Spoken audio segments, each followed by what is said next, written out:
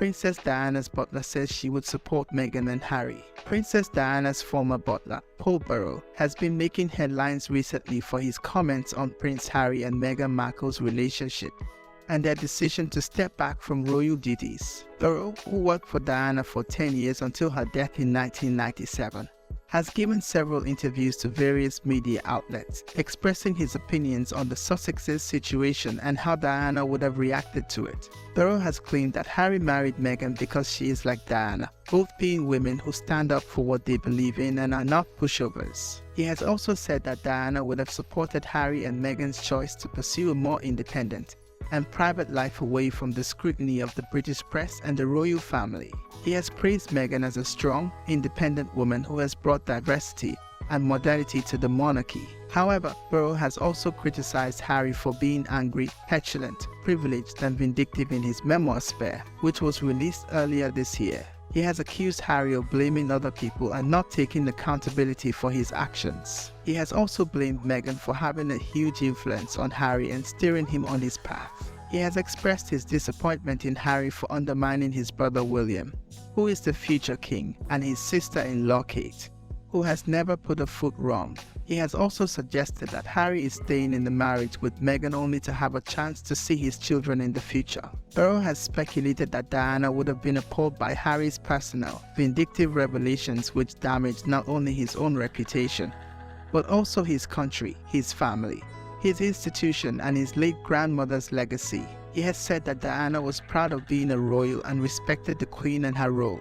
He has also said that Diana would have advised Harry to reconcile with his family and find a balance between his personal happiness and his public duty. Burrell's views on Harry and Meghan have sparked mixed reactions from the public. Some have agreed with him that Harry has gone too far in his attacks on the royals and that he should respect his heritage and his family.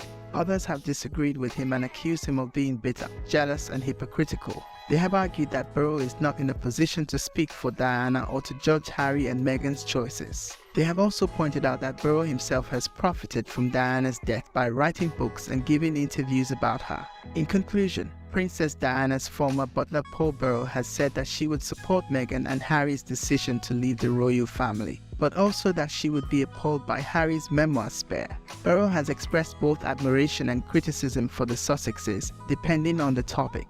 His comments have generated controversy and debate among royal fans and observers. How Hollywood mourned the loss of Princess Diana. Princess Diana was one of the most beloved figures in the world, not only for her royal status, but also for her humanitarian work, her style, and her charisma. Her tragic death in a car crash in Paris on August 31, 1997, shocked and saddened millions of people around the globe, especially in Hollywood, where she had many admirers and friends. Some of the most famous celebrities of the time paid tribute to the Princess of Wales in various ways, expressing their grief, admiration, and respect for her legacy. Here are some of the most memorable examples of how Hollywood mourned and marked Princess Diana's death. Elton John, the pop legend and close friend of Diana, performed the revised version of his song Candle in the Wind at her funeral, changing the lyrics to honor her life and achievements. The song became the best-selling chart single of all time, and John vowed to never sing it again unless requested by Prince William or Prince Harry. Tom Cruise and Nicole Kidman, the power couple of the 90 Seconds, attended Diana's funeral as one of the few Hollywood guests invited by the royal family. They also spoke out against the paparazzi, who were widely blamed for causing the fatal crash by chasing Diana's car. George Clooney, the actor, never met Diana, but he was outraged by the role of the media in her death. He delivered a fiery speech at the Screen Actors Guild office, accusing the tabloids and magazines of being accomplices to a crime and calling for more respect and privacy for celebrities. Michael Jackson, the king of pop, met Diana at one of his concerts in London, where he scrapped his song Dirty Diana from his set list out of respect for her. She later told him that she loved the song and asked him to play it next time.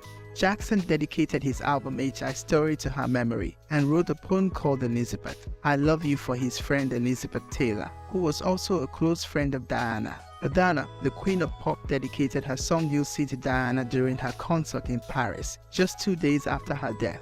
She also praised Diana for being a symbol of strength and beauty and urged the audience to pray for her soul. Oprah Winfrey, the talk show host, devoted several episodes of her show to Diana's death and legacy, interviewing people who knew her personally or professionally, such as Elton John, Tina Brown, Richard Branson, and Paul Burrell. She also visited London to witness the public outpouring of grief and pay her respects at Kensington Palace. Steven Spielberg, the acclaimed director, was one of the few Hollywood figures who had a personal relationship with Diana. He met her several times during his visits to London and even invited her to the premiere of Jurassic Park in 1993.